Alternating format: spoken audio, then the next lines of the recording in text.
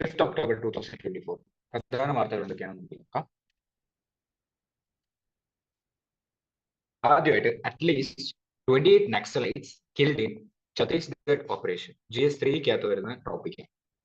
Second, Jaishankar to visit Pakistan for SCO meet. GS2 prelims overlapping ആയിട്ട് വരുന്ന ടോപ്പിക്കാണ്. ദ അതർ മൺസൂൺ GS1 പ്രിലിംസിലും important ആണ്. പിന്നെ കൂടാതെ കുറച്ച് പ്രിലിംസ് ക്വസ്റ്റ്യൻസും മെയിൻസ് ക്വസ്റ്റ്യൻസും നമ്മൾ ഡിസ്കസ് ചെയ്യും. അപ്പൊ നമുക്ക് ഫസ്റ്റ് ആർട്ടിക്കിൾ നോക്കാം. At least 28 naxalites killed in Chhattisgarh operation. ഇത് GS3 ഇന്റേണൽ സെക്യൂരിറ്റി പാർട്ടിൽ ഇമ്പോർട്ടന്റ് ആയിട്ടുള്ള ഒരു ടോപ്പിക്കാണ്. കുറച്ച് ഫിഗേഴ്സും ഡാറ്റയൊക്കെ ഇതിനകത്ത് കൊടുക്കുന്നുണ്ടായിരുന്നു. ഇതൊരു മാപ്പാണ് ഇവിടെ കൊടുത്തിരിക്കുന്നത്. ബസ്താർ റീജിയണിൽ, അതായത് ഛത്തീസ്ഗഡിലാണ് നമ്മുടെ ഈ ഇൻസർജൻസി ഓപ്പറേഷൻസ് നടന്നിരുന്നത്. അപ്പം നമുക്കറിയാം ഈ ഛത്തീസ്ഗഡ് എന്നൊക്കെ പറഞ്ഞ മേജർ ആയിട്ടുള്ള മാവോയിസ്റ്റ് അറ്റാക്കിംഗ് ഏരിയാസ് ആണ്. അപ്പം ഇപ്പം നടന്നിരിക്കുന്ന October 4th ഇപ്പൊ ഏകദേശം ഈ കഴിഞ്ഞ ദിവസമായിട്ട് 24 മാവോയിസ്റ്റ് ആണ് കൊല ചെയ്യപ്പെട്ടു. Second highest in terms of casualties ഈ ഇയറിൽ പറയുന്ന ആണ്. ഇതിന് മുന്നേ നടന്ന April 16 29ഓളം മാവോയിസ്റ്റ് കിൽ ചെയ്യപ്പെട്ടു കാൻഗർ നാരായൺപൂർ ബോർഡർ ഏരിയയിൽ. സോ ഛത്തീസ്ഗഡ് ഈ LWE left wing extreme areas ആണ്. Okay,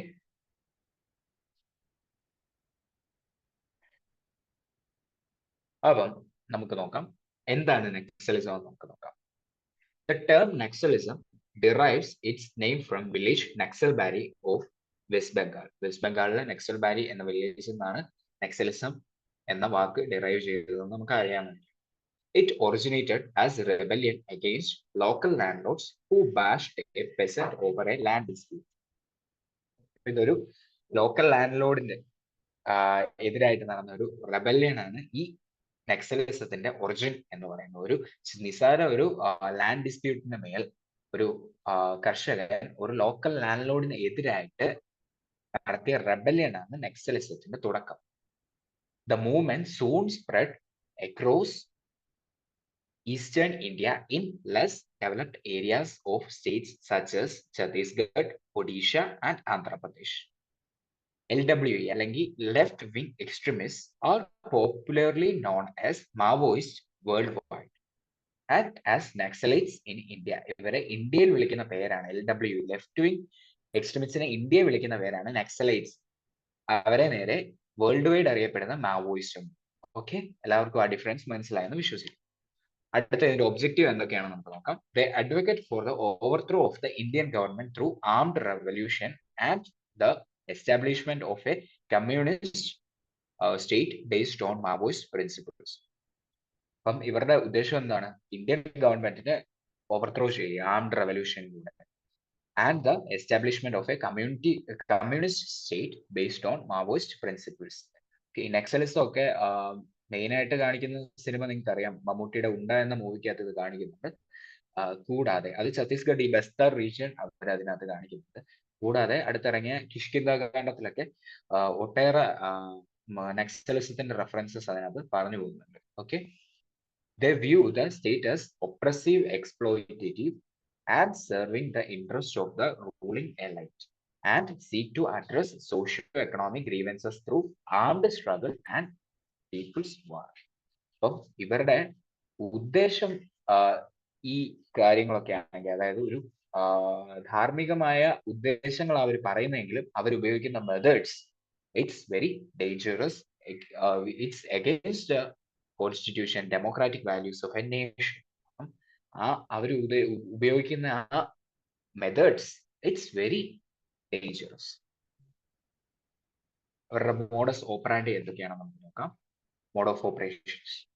Naxalite groups engage in a range of activities including guerrilla warfare, attacks on security forces, extortion, intimidation and propaganda. അപ്പം ഇതൊക്കെയാണ് അവരുടെ റേഞ്ച് ഓഫ് ആക്ടിവിറ്റീസ് അല്ലെങ്കിൽ ആ mode of operations എന്ന് പറയുന്നത്. അതുകൊണ്ടാണ് ഞാൻ അവരെ ഡേഞ്ചറസ് എന്ന് പറയുന്നത്. They try to capture state power through a combination of armed insurgency, mass mobilization and strategic alliances. They target government institutions, infrastructure, and economic interests, as well as perceived collaborators and informants. Okay. അപ്പം ഇവര് main ആയിട്ട് target ചെയ്യുന്ന government ഇൻസ്റ്റിറ്റ്യൂഷൻസിനെയും ഇൻഫ്രാസ്ട്രക്ചറിനെയും ഒക്കെ എന്തിനു വേണ്ടിയാ? To capture the state power. Naxalites also operate parallel governance structures in certain areas under their control, providing basic services and dispensing justice. അപ്പം ഇതിന് parallel services ഒക്കെ ഇവര് ഗവർണൻസ് സ്ട്രക്ചേഴ്സ് ഒക്കെ ഇവർക്കുണ്ട് for providing basic services and dispensing justice, but it's against the democratic governmental setup.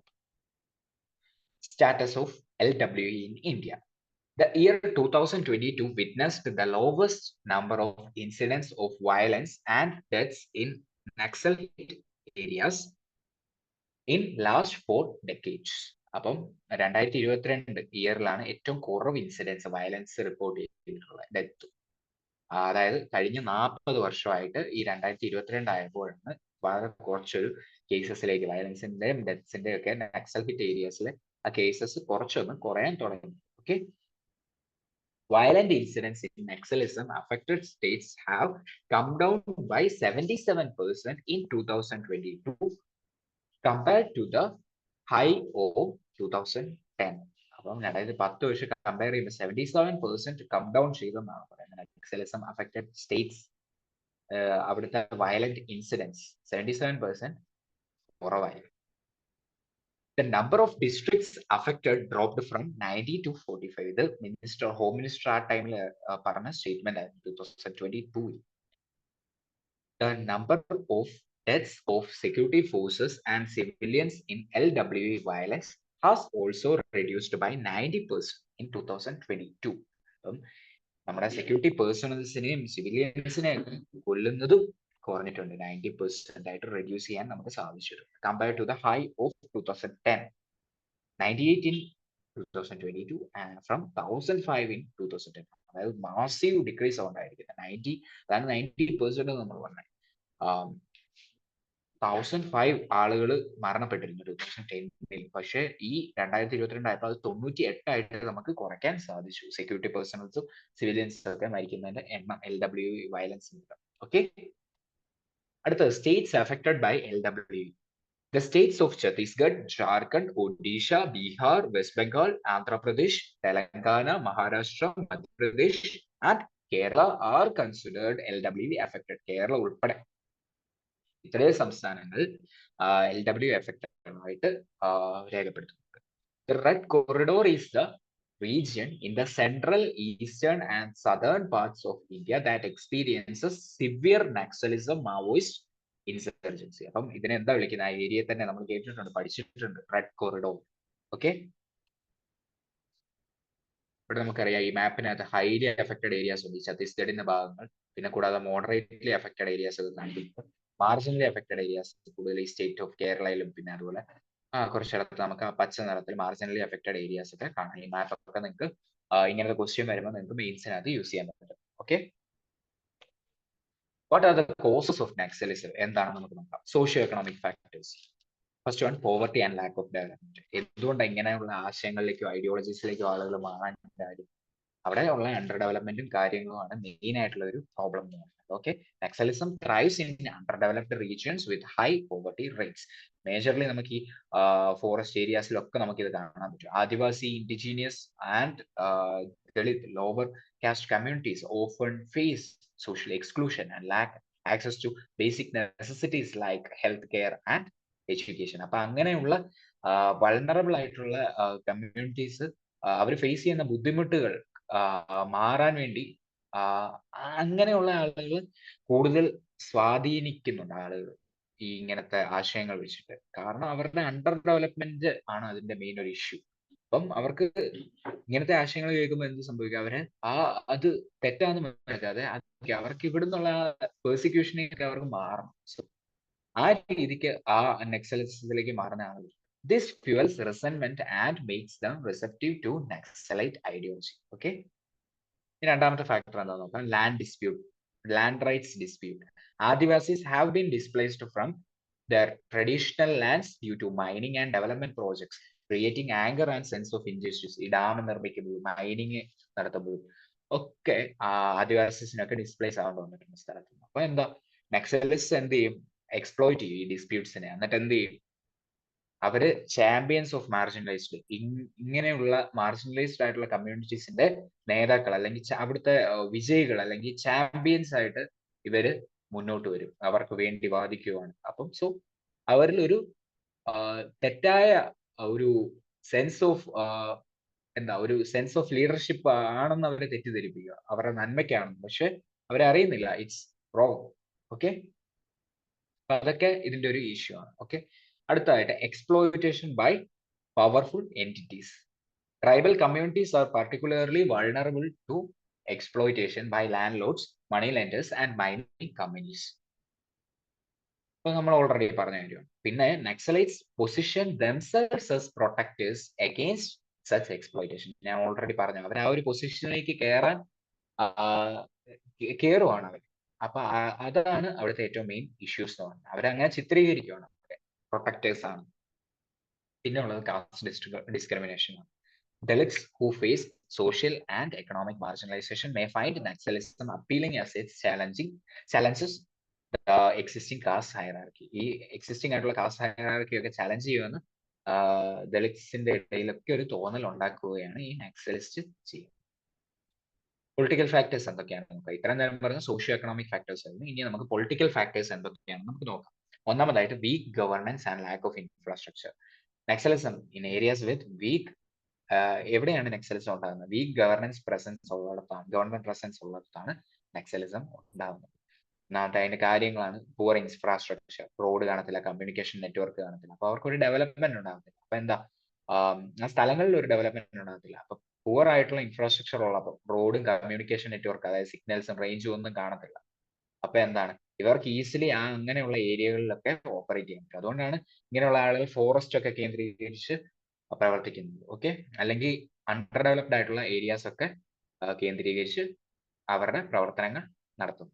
പിന്നെ no follow from administration. It is seen that even after police take hold of a region, administration fails to provide essential services to the people of that region. അപ്പൊ അതും ഒരു പ്രശ്നമാണ്. അപ്പം ശരിക്കും ഒരു നല്ലൊരു അഡ്മിനിസ്ട്രേറ്ററിന് work ചെയ്യാൻ പറ്റുന്ന, നല്ല മാറ്റങ്ങൾ കൊണ്ടുവരാൻ പറ്റുന്ന സ്ഥലങ്ങളാണ് ഇങ്ങനെയുള്ള സ്ഥലങ്ങൾ. അപ്പം അത് വലിയൊരു കോൺട്രിബ്യൂഷൻ ആയിരിക്കും രാജ്യത്തിന്. കാരണം നക്സലിസ്റ്റ് പോലുള്ള അവരുടെ ആക്ടിവിറ്റീസ് ഒക്കെ കുറച്ച് കൊണ്ടുവരാൻ പറ്റും നല്ലൊരു അഡ്മിനിസ്ട്രേറ്റീവ് ഫോളോ അപ്പ്. ഓക്കെ, അടുത്ത lack of coordination between central and state government. State governments consider Naxalism as the central government's issue and thus are not taking any initiatives to fight it. അപ്പൊ അങ്ങോട്ടും ഇങ്ങോട്ടും പഴിചാരുമ്പോൾ അതും ഒരു പ്രശ്നമാണ് governments. Okay, അവിടെ ഒരു കോർഡിനേഷന്റെ ആവശ്യമുണ്ട്. ഡിസ്ഇല്യൂഷൻ വിത്ത് democracy. Disillusionment with democracy. Naxalists feel that democratic system has failed to address their needs and grievances. Naxalists എന്താ ഫെയിൽ ചെയ്യുന്നത്? ഡെമോക്രാറ്റിക് സിസ്റ്റം കൊണ്ട് അവരുടെ ആവശ്യങ്ങളൊന്നും അല്ലെങ്കിൽ ജനങ്ങളുടെ ആവശ്യവും അവരുടെ പ്രശ്നങ്ങളൊന്നും പരിഹരിക്കുന്നില്ല. ആ ഒരു ഇത് വരുമ്പോഴാണ് അവര് എന്താണ് ഈ സിസ്റ്റത്തിനെതിരെ പോരാടുന്നത്. Naxalist offer an alternative albeit violent path to change. അപ്പം ഒരു റെവല്യൂഷണറി ആയിട്ടുള്ള ചേഞ്ച് ആണ് ഇവർ കൊണ്ടുവരാൻ ആഗ്രഹിക്കുന്നത്.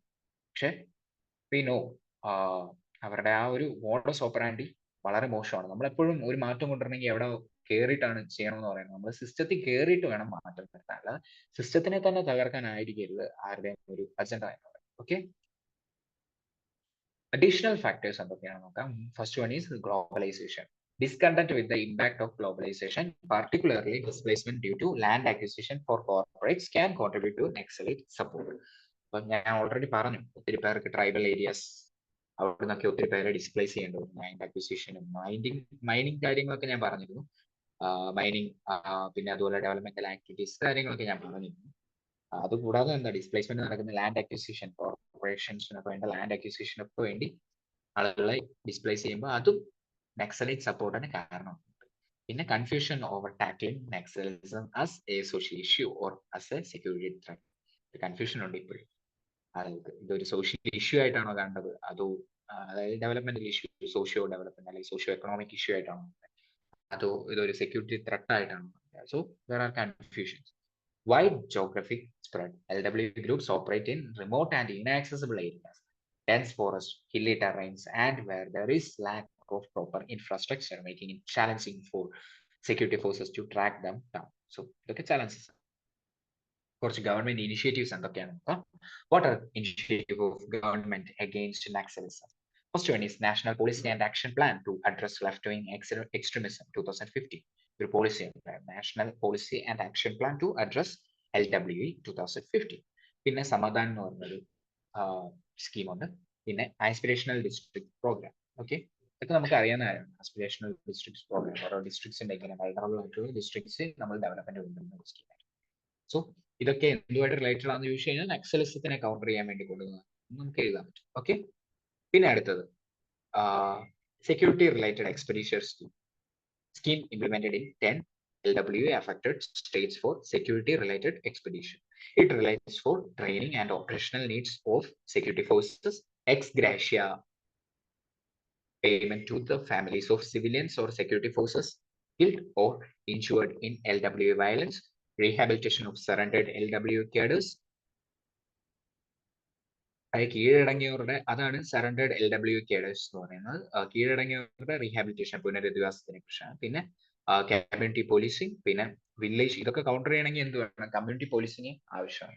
ജനങ്ങളുടെ ഇടയിൽ തന്നെ ഇതിനൊരു അവബോധം ഉണ്ടാകും. ഓക്കെ, പിന്നെ village defence committees and publicity materials, ഇതൊക്കെ ഇത് കൗണ്ടർ ചെയ്യാൻ വേണ്ടി യൂസ് ചെയ്യുന്ന ടെക്നിക്സ്. പിന്നെ special central assistance for most LWA affected districts, അതും ഒരു ഗവൺമെന്റിന്റെ ഒരു സപ്പോർട്ട് ആയിരുന്നു ഇത് തടയാൻ വേണ്ടി. It aims to fill the critical gaps in public infrastructure and services which are of emergent nature. അടുത്തത് scheme of fortified police stations. Under the scheme 604, fortified police stations have been constructed in LWA affected areas. പിന്നെ അടുത്തത് road connectivity project for LWA affected areas. It aims for improving road connectivity in LWA affected states. കുറച്ച് വേ forward എന്തൊക്കെ നമുക്ക് ചെയ്യാൻ കഴിയും? Targeted security operations. The security forces need to conduct targeted operations against LWA groups using intelligence-based approaches and avoiding collateral damage. അടുത്തതായിട്ട് rehabilitation and reintegration. The government needs to provide rehabilitation and reintegration support to former extremists who have renounced violence by providing them with education, training, employment, as well as psychosocial support. ഇതൊക്കെ കൊടുത്ത് ഇതിൽ നിന്ന് പിൻവാങ്ങി തിരിച്ചു വന്നവർക്ക് ഇതിനു വേണ്ട training, എഡ്യൂക്കേഷനും psychosocial സപ്പോർട്ടും ഒക്കെ കൊടുക്കാൻ പറ്റും.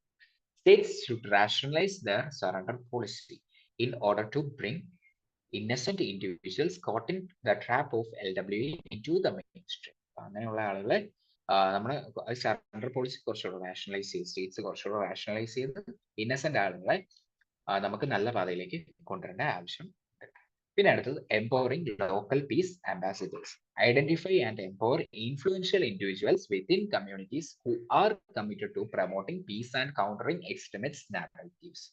There is a need to foster open channels of communication between the government, security forces, and affected communities. Also, there is a need to encourage community leaders, NGOs, and religious institutions to play a role in mediating conflicts and addressing local issues. അപ്പം എന്താ, നമുക്ക് local piece അംബാസിഡേഴ്സിനെ നമുക്ക് empower ചെയ്യാം. Okay, അടുത്തതായിട്ട് socio economic development. ഇങ്ങനെയുള്ള ഏരിയാസിൽ എന്താ കുറച്ചുകൂടെ socio economic development നമ്മൾ ഇൻഫ്രാസ്ട്രക്ചറിലൊക്കെ ഇൻവെസ്റ്റ് ചെയ്യണം, കുറച്ചുകൂടെ എംപ്ലോയ്മെന്റ് ഓപ്പർച്യൂണിറ്റീസ് ക്രിയേറ്റ് ചെയ്യണം. പിന്നെ കൂടാതെ എഡ്യൂക്കേഷൻ, ഹെൽത്ത് കെയറിലൊക്കെ ബെറ്റർ ആക്സസ് ജനങ്ങളിലേക്ക് കൂടുതൽ എത്താൻ സഹായിക്കണം സാധാരണക്കാരിലേക്ക്. ഓക്കെ, അടുത്തായിട്ട് ecological and sustainable development initiatives. Introduce projects that focus on sustainable development and conservation of natural resources in areas affected by extremism. അപ്പൊ അവരുടെ ഒരു കോൺഫിഡൻസ് നമുക്ക് ജനങ്ങൾ അവർക്ക് ആ ഒരു അഫക്റ്റഡ് ഏരിയാസിൽ നമുക്കൊരു ഇതിലേക്കൊന്നും പോവാതെ നമ്മുടെ ഗവൺമെന്റ് അവരെയും കെയർ ചെയ്യുന്നുണ്ടെന്നൊക്കെ അവർക്കൊരു ബോധ്യം നമുക്ക് ഇതിലൂടെയൊക്കെ കൊടുക്കാൻ സാധിക്കും. By involving local communities in environment protection efforts, a sense of ownership and responsibility can be fostered, leading to reduced extremism. ഇതൊക്കെ ചെയ്യാൻ പറ്റും. നമുക്ക് ഇതിന്റെ പാരലായിട്ട് ഒരു മെയിൻസ് ക്വസ്റ്റ്യൻ കൂടെ നമുക്ക് നോക്കാം. നേരത്തെ 2015 ചോദിച്ചിട്ടുള്ളതാണ്. ക്വസ്റ്റ്യൻ ഇതായിരുന്നു: the persisting drives of the government for development of large industries in backward areas have resulted in isolating the tribal population and the farmers who faced multiple displacements. with Malkangiri and Naxalbari foci, discuss the corrective strategies needed to win the left-wing extremism doctrine that affected citizens back into the mainstream of social and economic growth. So ഇപ്പൊ നമ്മൾ ഈ പഠിച്ച points ഒക്കെ വെച്ചിട്ട് നിങ്ങൾക്ക് ഇത് നന്നായിട്ട് answer ചെയ്യാൻ പറ്റും. എല്ലാവരും ഒന്ന് ആൻസർ ചെയ്യുക. ഓക്കെ, നമുക്കപ്പം മെയിൻസും നമുക്ക് പഠിക്കുന്നതിനൊപ്പം പ്രാക്ടീസ് ചെയ്ത് പോകാൻ പറ്റും. അടുത്തതായിട്ട് നമുക്ക് ഒരു ക്വസ്റ്റ്യൻ ഉണ്ടായിരുന്നു, ഒരു ആർട്ടിക്കിൾ ഉണ്ടായിരുന്നു. GS2 വരുന്ന ഒരു article, Jaishankar to visit Pakistan for SCO meet. Shanghai cooperation ഓർഗനൈസേഷന്റെ ഒരു മീറ്റിംഗിനായിട്ട് ജയശങ്കർ പാകിസ്ഥാൻ ഇസ്ലാമാബാദിലേക്ക് പോവുകയാണ്. ഓക്കെ, ഒക്ടോബർ 15-16 ഈ മീറ്റിംഗ് നടക്കാൻ പോകുന്നത്. ഹെഡ്സ് ഓഫ് ഗവൺമെന്റിന്റെ മീറ്റിംഗ് ആണ് ഷാങ്ഹായ് കോപ്പറേഷൻ ഓർഗനൈസേഷൻ. ഓക്കെ, അപ്പൊ നമുക്ക് ഇത് എന്താണെന്ന് നമുക്ക് വിശദമായിട്ട് ഷാങ്ഹായ് കോപ്പറേഷൻ ഓർഗനൈസേഷൻ എന്താണെന്ന് നമുക്ക് നോക്കാം. പ്രിലിംസ് പോയിന്റ് ഓഫ് വ്യൂലും അതുപോലെ GS3 GS2 ഇന്റർനാഷണൽ ഓർഗനൈസേഷൻസ് അല്ലെങ്കിൽ ബൈലാറ്ററൽ മീറ്റിംഗ്സ് അതൊക്കെ ആയിട്ട് ബന്ധപ്പെടുത്തി പഠിക്കേണ്ട ഒരു ടോപ്പിക്കാണ്. സോ ഷാങ്ഹായ് കോപ്പറേഷൻ ഓർഗനൈസേഷൻ എന്താണ്? നമ്മൾ അതിന്റെ ഫുൾ ഫോം പറഞ്ഞ SCOയുടെ Shanghai cooperation organization. It is an inter political economic and security alliance founded in 2001. 2001 ഇത് തുടങ്ങി by Kazakhstan, China, Kyrgyzstan, Russia, Uzbekistan and Tajikistan. ഇത്രയും രാജ്യങ്ങൾ കൂടി 2001 ഫൗണ്ട് ചെയ്ത ഒരു organization, political economic and security alliance ആയിരുന്നു SCO എന്ന് പറയുന്നത്. ആദ്യത്തെ സബ്മിറ്റ് 2001 ഷാങ്ഹായി വെച്ചായിരുന്നു നടന്ന ചൈന. അതുകൊണ്ടാണ് ഇതിനെ Shanghai cooperation organisation. SCO aims to, ഇതിന്റെ എയിം എന്താണെന്ന് നമുക്ക് നോക്കാം. Promote cooperation and mutual support of areas such as trade, investment, energy, transportation and security. അപ്പൊ ഇങ്ങനെയുള്ള ഏരിയാസ് ഇതൊക്കെ ഇന്റർനാഷണലി ഇമ്പോർട്ടന്റ് ആയിട്ടുള്ള അരീനാസ് ആണ്. അപ്പൊ അവിടെയൊക്കെ കോപ്പറേഷൻ കൊണ്ടുവരിക, മ്യൂച്വൽ സപ്പോർട്ട് കൊണ്ടുവരിക രാജ്യങ്ങൾ, അത് ഉദ്ദേശിച്ചിട്ടാണ് SCO തുടങ്ങിയത്. Shanghai spirit is the core value of SCO. It is about mutual trust, mutual benefit, equality, consultation, respect for cultural diversity, and the pursuit of common development among the SCO members. Okay, ഇതൊക്കെ ഒരു international റിലേഷൻസിൽ important ആയിട്ടുള്ള points ആണ് ഇവിടെ പറഞ്ഞത്. So ഇതായിരുന്നു Shanghai spirit എന്ന് അറിയപ്പെടുന്നത്, അല്ലെങ്കിൽ ഷാങ്ഹായ് സ്പിരിറ്റിനകത്ത് വരുന്ന core values. Official working language of SCO secretariat is Russian and Chinese. Okay. Main objectives of SCO: strengthen relations among member states. രണ്ടാമത് എല്ലാ കോപ്പറേഷൻ കൊണ്ടുവരിക, promote cooperation in political affairs, economics and trade, scientific, technical, cultural and educational spheres, as well as in energy, transportation, tourism and environmental protection. മൂന്നാമതായിട്ട് safeguard regional peace, security and stability. നാലാമതായിട്ട് create a democratic, equitable, international political and economic order. ഇതൊക്കെയായിരുന്നു ഇതിന്റെ objectives. ഇനി SCOയുടെ ആ ഒരു formations ഒക്കെ നമുക്ക് നോക്കാം, അതിന്റെ കമ്പോസിഷനും കാര്യങ്ങളും. Membership of SCO has expanded since 2001 and it currently has 8 member states. ഇത് തുടങ്ങിയപ്പം കുറച്ച് പേരുള്ളതാണ്, പിന്നെ അത് എക്സ്പാൻഡ് ചെയ്യാൻ തുടങ്ങി. 1996 ഷാങ്ഹായ് 5 എന്ന് പറഞ്ഞാൽ ഇത് എസ്റ്റാബ്ലിഷ് ചെയ്തത് Kazakhstan, China, Kyrgyzstan, Russia and Tajikistan, ഇത്രയും രാജ്യങ്ങളാണ് ഇതിനകത്ത് ഉണ്ടായിരുന്നത് ആ സമയത്ത് ഷാങ്ഹായ് 5. പിന്നെ 2001 ആയപ്പോൾ ആരും കൂടെ വന്നു, നമ്മുടെ ഉസ്ബെക്കിസ്ഥാനും കൂടെ വന്നു. ഇതിനെ റീനെയിം ചെയ്തു. അപ്പം എന്തായി? ഷാങ്ഹായ് കോപ്പറേഷൻ ഓർഗനൈസേഷൻ ആയി SCO. പിന്നെ 2015 അറ്റ് യുഫ, റഷ്യയിലുള്ള സ്ഥലമാണ്, SCO decided to admit India and Pakistan as full members. Full members ആയിട്ട് അഡ്മിറ്റ് ചെയ്യാനുള്ള ഡിസിഷൻ SCO എടുത്തത് 2015. 2016 ഇന്ത്യയും പാകിസ്ഥാനും ഒരു മെമ്മോറാണ്ടം ഓഫ് ഒബ്ലിഗേഷൻസ് താഷ്കെന്തിൽ വെച്ച് സൈൻ ചെയ്തു. താഷ്കെന്റ് ഇൻ ഉസ്ബെക്കിസ്ഥാനിലുള്ള താഷ്കെന്റിൽ വെച്ച് സൈൻ ചെയ്തു. thereby starting the formal process of joining the SCO as full members. പിന്നെ 2017 ആയപ്പോൾ India Pakistan officially SCO members ആയി, ഫുൾ മെമ്പേഴ്സ് ആയി SCOയുടെ അസ്താനയിൽ വെച്ച് കസാക്കിസ്ഥാൻ. ഓക്കെ, 2021 ഇറാൻ ഒരു ഫുൾ മെമ്പർ ആയിട്ട് SCOയിലേക്ക് 2021 ജോയിൻ ചെയ്തു. ഓക്കെ, ഇപ്പൊ മെമ്പേഴ്സ് ആയിട്ട് നമ്മൾ ഈ പറഞ്ഞ രാജ്യങ്ങളൊക്കെയാണ്. അപ്പോൾ നിങ്ങൾ വായിച്ചു നോക്കാം: China, India, Kazakhstan, Kyrgyzstan, Russia, Pakistan, Tajikistan, Iran and Uzbekistan. പിന്നെ ഒബ്സർവേഴ്സ് ആയിട്ട് വരുന്ന അഫ്ഗാനിസ്ഥാനും ബെലാറുസും മംഗോളിയയും, പിന്നെ ഡയലോഗ് പാർട്ട്നേഴ്സ് ആയിട്ട് Armenia, Azerbaijan, Cambodia, Sri Lanka, Turkey, Egypt, Nepal, Qatar and Saudi Arabia. Majorly ഈ മെമ്പേഴ്സ് നിങ്ങൾ എല്ലാവരും ഒന്ന് ഓർത്ത് വെക്കുക. ഓക്കെ, ഷാങ്ഹായ് കോപ്പറേഷൻ ഓർഗനൈസേഷന്റെ സിഗ്നിഫിക്കൻസ് എന്തൊക്കെയാണ് നമുക്ക് നോക്കാം. Arias of cooperation. The SCO has mainly focused on regional security issues. It fight against regional terrorism, ethnic separatism, and religious extremism, and promoted regional development. ഇത് നമുക്ക് പെട്ടെന്ന് മനസ്സിലാക്കാൻ പറ്റും. ഇവരുടെ റാറ്റ്സ് ഫ്രെയിംവർക്കിനെ കുറിച്ച് നിങ്ങൾ കേട്ടിട്ടുണ്ട്. റീജിയണൽ ആന്റി ടെററിസ്റ്റ് സ്ട്രക്ചർ എന്നൊക്കെ പറഞ്ഞു. അത് SCOയുടെ ഒരു മെയിൻ ആയിട്ടുള്ള ഹൈലൈറ്റ് ആണ്. സോ ഇവരൊക്കെ ടെററിസത്തിനും റിലീജിയസ് എക്സ്ട്രീമിസത്തിനും ഒക്കെ എതിരാണ്. ഓക്കെ, പിന്നെ accommodating large population and world GDP. It covers 40% of global population, nearly 20% of the global GDP, and 22% of the world's land mass. നിങ്ങൾക്ക് മെയിൻസിലൊക്കെ യൂസ് ചെയ്യാൻ പറ്റുന്ന ഒരു പോയിന്റ് ആണ്. സോ വലിയൊരു ഗ്ലോബൽ പോപ്പുലേഷൻ തന്നെ ഈ SCOയിൽ മെമ്പേഴ്സ് ആണ്. കാരണം ഇന്ത്യ, ചൈന മുതലായ രാജ്യങ്ങളിലൊക്കെ ഏറ്റവും കൂടുതൽ പോപ്പുലേഷൻ ഉള്ള സ്ഥലങ്ങളാണ്. സോ 40% ഗ്ലോബൽ പോപ്പുലേഷൻ ഇതിനകത്ത് അംഗത്വമുണ്ട്. ഓക്കെ, 40% ഗ്ലോബൽ പോപ്പുലേഷനും ഈ SCO കൺട്രീസിൽ ഇൻക്ലൂഡ് ആണ്. Okay, then strategic significance. The SCO has the potential to act as a catalyst for achieving regional integration among Asian countries and promoting stability across borders. Additionally, SCO's efforts can foster improved connectivity throughout its area. Okay, so strategic significance അതുകൊണ്ടുണ്ട്. പിന്നെ അടുത്തത് ടെററിസത്തിനും drug ട്രാഫിക്കിങ്ങിനും ഒക്കെ എതിരാണ് ഈ ഓർഗനൈസേഷനായിട്ട് അതിൻ്റെതായ പ്രവർത്തനങ്ങൾ ചെയ്യാറുണ്ട്. Okay, അതിനെതിരായിട്ടുള്ള counter പ്രവർത്തനങ്ങളൊക്കെ ചെയ്യാറ് ഈ ഇത് തടയാൻ വേണ്ടി, ഡ്രഗ് ട്രാഫിക്കിംഗ്, ടെററിസം. അടുത്തത് comparison with quad. SCO has displayed a much greater capacity to advance shared military and security goals through its range of initiatives such as peace mission drills that involve all members that the reformed Quad has been able to do thus far. So ഒത്തിരിയധികം shared ആയിട്ടുള്ള military security goals ഒക്കെ നമ്മുടെ ഈ SCOയ്ക്ക് ഉള്ളതാണ്. Okay,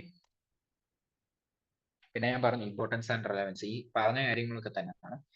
counter terrorism ഉണ്ട്, പിന്നെ regional stability ഉണ്ട്. ഈ ഒരു റീജിയന്റെ സെൻട്രൽ ഏഷ്യ എക്സ്പെഷ്യലി അവിടുത്തെ റീജിയണൽ സ്റ്റെബിലിറ്റിയുടെ കാര്യങ്ങൾ, പിന്നെ കണക്ടിവിറ്റി, ഈ രാജ്യങ്ങളൊക്കെ തമ്മിൽ കുറച്ചുകൂടെ ഒരു ഇംപ്രൂവ്ഡ് ആയിട്ടുള്ള കണക്ടിവിറ്റി കൊണ്ടുവരിക. പിന്നെ എക്കണോമിക് കോപ്പറേഷൻ, അതും ഇതിനകത്ത് വരും. പിന്നെ മൾട്ടിലാറ്ററൽ ഡിപ്ലോമസി, പിന്നെ ബൂസ്റ്റിംഗ് റിലേഷൻസ് വിത്ത് സെൻട്രൽ ഏഷ്യ. സെൻട്രൽ ഏഷ്യൻ ഒരു എന്താ SCO is a potential platform to advance India's connect to Central Asia policy. അപ്പൊ നമ്മൾ കുറച്ചുകൂടെ ഇപ്പം കുറച്ചുകൂടെ ഉറ്റുനോക്കുന്ന സ്ഥലങ്ങളാണ് ഈ സെൻട്രൽ ഏഷ്യൻ റീജിയൻ. സോ അവിടുത്തെ റിലേഷൻസ് ഒക്കെ ബൂസ്റ്റ് ചെയ്യാൻ നമ്മുടെ SCO സഹായിക്കും. അടുത്തായിട്ട് ഇത് ചാലഞ്ചസ് എന്തൊക്കെയാണ് നമുക്ക് നോക്കാം. Balancing ties with China and Russia. ഒരു അത് എന്താ, India being part of Quad, its participation in SCO requires it to balance its relation with the two major powers, China and Russia, which have different regional and global priorities. ചൈനയും റഷ്യയും നമുക്കറിയാം, നമ്മൾ പാടില്ല ഒരു balancing equations ആയിട്ടാണ് SCO form ചെയ്യുന്നത്. അല്ലെങ്കിൽ നമ്മൾ India SCOയുടെ ഭാഗമാകുന്നത്.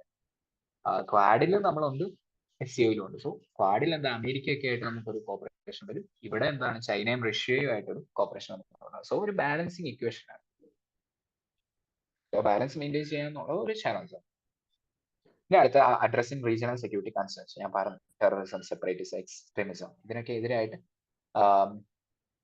India's participation in SCO will face the challenge of addressing the security issues. Okay, ഇതൊരു നമ്മുടെ മുന്നിൽ ഒരു ചാലഞ്ച് ആണ്. പിന്നെ അടുത്തത് മാനേജിങ് റിലേഷൻസ് വിത്ത് പാകിസ്ഥാൻ. അതും ഒരു ചാലഞ്ച് ആണ്. India and Pakistan have a complex history of animosity. ഒരു എതിർപ്പ് എപ്പോഴും ഉണ്ട്. കാരണം പാകിസ്ഥാന്റെ നമുക്കറിയാവുന്ന കാര്യമാണ്, പാകിസ്ഥാന്റെ ഐഡിയോളജീസിനെയൊക്കെ നമ്മൾ എപ്പോഴും ക്രിട്ടിസൈസ് ചെയ്യുന്ന കാര്യമാണ്. ലോകം ഫുള്ള് ക്രിട്ടിസൈസ് ചെയ്യുന്ന കാര്യമാണ്. ഓക്കെ, അവരുടെ ഒരു അവിടെ നടക്കുന്ന ടെററിസ്റ്റ് ആക്ടിവിറ്റീസിനെയൊക്കെ നമ്മൾ എല്ലാവരും എതിർപ്പ് അറിയിക്കുന്ന കാര്യമാണ്. ഓക്കെ, സോ അങ്ങനെ പാകിസ്ഥാനും ഒക്കെ ഉള്ളത് കൊണ്ട് തന്നെ ഇതിനകത്ത് മെമ്പർ കൺട്രീസ് നമുക്കറിയാവുന്നതാണ്, പാകിസ്ഥാനും ഉണ്ട്. സോ ആ ഒരു റിലേഷൻസ് എന്താണ്, അത് മാനേജ് ചെയ്യാന്നുള്ളത് ചലഞ്ചിങ് ആയിരിക്കും. പിന്നെ അടുത്തത് എൻഷുറിംഗ് എക്കണോമിക് ബെനിഫിറ്റ്സ്. കുറച്ചുകൂടെ India's economic integration with the SCO would need to address various issues such as market access, infrastructure and connectivity. പിന്നെ അടുത്തത് ഇന്ത്യയുടെ സ്ട്രാറ്റജിക് ഓട്ടോണമി. എന്ത് അലൈൻമെന്റ് വന്നാൽ പോലും, അല്ലെങ്കിൽ നമ്മളെന്താ എന്ത് ഓർഗനൈസേഷനിൽ നമ്മൾ പങ്കാളിയായാലും നമുക്ക് നമ്മുടേതായ സോവറിനിറ്റി പിന്നെ അതുപോലെ നമ്മുടെ സ്ട്രാറ്റജിക് ഓട്ടോണമി നമ്മളെപ്പോഴും മെയിൻറ്റെയിൻ ചെയ്യാറുണ്ട്. ഇതൊരു നമ്മുടെ മുന്നിൽ ഒരു ചാലഞ്ച്. പിന്നെ ഞാൻ പറഞ്ഞു സോവറിനിറ്റി, നമ്മൾ ഇന്ത്യ എപ്പോഴും ബെൽറ്റ് ആൻഡ് റോഡ് ഇനിഷ്യേറ്റീവിനെയൊക്കെ ഒപ്പോസ് ചെയ്യും.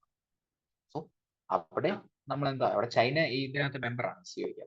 സോ ഇറ്റ്സ് ചാലഞ്ചിങ് ആ റിലേഷൻസ് മെയിൻറ്റെയിൻ ചെയ്യാന്ന് പറയുന്നത്. പിന്നെ low bilateral trade with SCO countries. India's bilateral trade with Central Asia and Russia is very low compared to China's trade with Russia and Central Asia. അതൊരു issue ആണ്. Okay, എങ്ങനെ നമുക്ക് effective role കൊണ്ടുവരാന്ന് ചോദിച്ചു കഴിഞ്ഞാൽ ഒരു വേ ഫോർവേഡ് ആയിട്ട് പറയാം, opportunity in 2000 ഇനി വരുന്ന സബ്മിറ്റുകളിലൊക്കെ നമ്മൾ കുറച്ചുകൂടെ ഓപ്പർച്യൂണിറ്റീസ് ആയിട്ട് എടുക്കുക. ഓക്കെ, അടുത്തത് preferring national currencies in trade settlement. നമ്മുടേതായ കറൻസീസ് നമ്മൾ യൂസ് ചെയ്യുക നമുക്ക്. അപ്പൊ നമുക്ക് എന്താ പ്രൈസ് വോളറ്റിലിറ്റി ഒക്കെ കുറയ്ക്കാൻ പറ്റും. Reduce dependence on US dollar. Okay, പിന്നെ towards Asian century, SCO holds potential for improving India's trade relations in the region, especially since East Asia is poised to become the new center of development of world economy. പിന്നെ ഒരു dialogue കൊണ്ടുവരിക എല്ലാവരും തമ്മിൽ. പിന്നെ ഒരു Asian NATO എന്ന് പറയുന്ന ഒരു കോൺസെപ്റ്റ് ഉണ്ട്. അപ്പം കോൺസെപ്റ്റ് അല്ല, ചൈന പറയുന്നതാണ്. Regardless of the differences, the Indian government has consistently maintained the importance of SCO grouping, referred to as the Asian NATO, although it does not mandate security alliance. അപ്പൊ ഈ SCO ഒക്കെ ഒരു Asian NATO എന്ന് വിലയിരുത്താറുണ്ട് പറയാം. Okay, also it doesn't mandate security alliances. നമ്മൾ ഒരിക്കലും ഒരു security alliance ഇതിനകത്ത് വരുന്നില്ല. സോ ആ ഒരു സ്റ്റേറ്റ്മെന്റ് എപ്പോഴും നമുക്ക് തള്ളാവുന്നതായി. ഓക്കെ, നാറ്റോ നമുക്കറിയാം സെക്യൂരിറ്റി അലയൻസ് ആണ്. പക്ഷെ നമ്മുടെ ഈ പറയുന്ന നമ്മുടെ SCO എന്നൊക്കെ പറയുന്നത് ഒരു സെക്യൂരിറ്റി മിലിറ്ററി അലയൻസ് ഒന്നും അല്ല. പിന്നെ ഫൈറ്റ് അഗെയിൻസ്റ്റ് ടെററിസം, അടുത്ത കാര്യം നമ്മളിപ്പോ പറഞ്ഞ കാര്യമാണ്. ടൂറിസം, നമ്മുടെ എല്ലാം ഒരു ഷെയർഡ് കൾച്ചർ ഒക്കെ ഉള്ള കാര്യമാണ്. പക്ഷെ വേറെ അത് പിന്നെ അതുപോലെ അപ്പൊ നമുക്ക് ടൂറിസം ഒക്കെ ബൂസ്റ്റ് ചെയ്യാൻ സഹായിക്കും. മെയിൻസ് ക്വസ്റ്റ്യൻ ഇതോടൊപ്പം നമുക്ക് നോക്കാം. 2021 ചോദിച്ചായിരുന്നു, critically examine the aims and objectives of SCO. What importance does it holds for India? അപ്പൊ ഈ ആർട്ടിക്കിൾ നമ്മൾ പഠിച്ചു, ഇത് നമുക്ക് എഴുതാൻ പറ്റും. ഓക്കെ, അടുത്തത് എല്ലാവരും ഈ പ്രിലിംസ് ക്വസ്റ്റ്യന്റെ ആൻസർ ഒന്ന് കമന്റ് ബോക്സിൽ ടൈപ്പ് ചെയ്യുക. ഞാൻ ക്വസ്റ്റ്യൻ വായിക്കാം. കൺസിഡർ ദ ഫോളോയിങ് 2022 ചോദിച്ചായിരുന്നു. First one, Asian infrastructure investment bank. 2, Missile Technology Control Regime. 3, Shanghai Cooperation Organization. India is a member of which of the following? Option A, 1 and 2 only. Option B, 3 only. Option C, 2 and 3 only. Option D, 1, 2 and 3. So, ഇതിന്റെ answer എല്ലാവരും ഒന്ന് comment ബോക്സിൽ type ചെയ്യുക. Okay, ഇനി അടുത്ത ഒരു editorial other monsoon ആണ്. Just എന്താണ് നമുക്ക് നോക്കാം. GS1 ഇമ്പോർട്ടന്റ് ആണ്, prelims point of view important ആണ്, മൺസൂണിനെ പറ്റിയാണ്. സോ ജോഗ്രഫി പാർട്ടിൽ ഇമ്പോർട്ടന്റ് ആയിട്ട് വരുന്നതാണ്. സോ ബെറ്റർ മോഡലിംഗ് വേണമെന്നാണ് പറയുന്നത്. കുറച്ചുകൂടെ ഒരു ക്ലൈമറ്റ് പ്രഡിക്ഷൻസ് ഒക്കെ നന്നാവാൻ, അല്ലെങ്കിൽ കുറച്ചുകൂടെ ബെറ്റർ ആണ്, അതാണ് ഇതിനകത്ത് ഒരു സജഷൻ ആയിട്ട് പറയാം. India south west monsoon concluded positively, delivering 8% more rainfall than expected. കൂടുതൽ നമുക്ക് മഴ കിട്ടി സൗത്ത് വെസ്റ്റ് മൺസൂൺ പ്രതീക്ഷിച്ചത്, with accurate forecast from IMD, India meteorological department കൃത്യമായ ആക്യുറേറ്റ് ആയിട്ടുള്ള ഫോർകാസ്റ്റ് വന്നത്. Attention now shifts to the northeast monsoon, which follows the southwest monsoon and primarily affects coastal areas like Tamil Nadu, where it is crucial for agriculture. So, എന്താ ഇപ്പം shift ചെയ്തിരിക്കുന്ന ഇവിടുന്ന് north east മൺസൂണിലേക്കാണ് നമ്മുടെ കണ്ണെല്ലാം പൊക്കോണ്ടിരിക്കുന്നത്. കാരണം എന്താ, നമ്മളിപ്പം south west monsoon കഴിഞ്ഞു, നമ്മുടെ പ്രഡിക്ഷൻസ് ഒക്കെ കറക്റ്റ് ആയി. നമുക്കറിയാം, നമ്മൾ ഈ മൺസൂൺ പഠിക്കാറുണ്ട്, ഇന്ത്യയുടെ മാപ്പ് വെച്ചിട്ട് നമ്മൾ ജോഗ്രഫി പഠിക്കില്ല. മുകളിലേക്ക് പോയി പിന്നെ തിരിച്ചെന്തായിട്ടാണ് വരുന്നത്, താഴേക്ക് വരുമ്പോൾ നോർത്ത് ഈസ്റ്റ് മൺസൂൺ ആയിട്ട് താഴേക്ക് വരും. ജോഗ്രഫി നമ്മൾ പഠിക്കുന്നു. സോ അപ്പം കൂടുതലായിട്ട് കിട്ടുന്ന ഏതൊക്കെ റീജിയനിലാണ് മഴ എന്ന് നമ്മൾ തമിഴ്നാട്ടിലൊക്കെ നമുക്കറിയാം. Okay, although it contributes only about 11% of India's annual rainfall, its impact on rice and maize productivity is significant, with historical data linking deficient rainfall to decreased annual yields. എന്താ ഈ മഴ എന്ന് പറയുന്നത് നമുക്ക് എന്താ ഇമ്പോർട്ടന്റ്, നമ്മുടെ കുറെ അഗ്രികൾച്ചർ yields ഡിപ്പെൻഡ് ചെയ്തിരിക്കുന്ന ഈ മഴ ആയിട്ട് ബന്ധപ്പെട്ടാണ്. The IMD predicts above normal post-monsoon rainfall for this year, around 12% above the historical average. The northeast monsoon experiences considerable variability, leading to years of heavy rainfall followed by droughts. Past events such as the devastating 2015 Chennai floods and the severe water shortages in 2019 highlights its unpredictable nature. ഇപ്പൊ എന്തായത് monsoon വന്നിട്ട് unpredictable ആയിക്കൊണ്ടിരിക്കുകയാണ്. 2019 എന്തായാലും severe water shortage ആയിരുന്നു. 2015 എന്തായിരുന്നു ഭയങ്കര heavy ആയിട്ടുള്ള floods നടന്നു. അപ്പം സോ അൺപ്രഡിക്റ്റബിൾ നേച്ചറിലേക്ക് പോയിക്കൊണ്ടിരിക്കുക.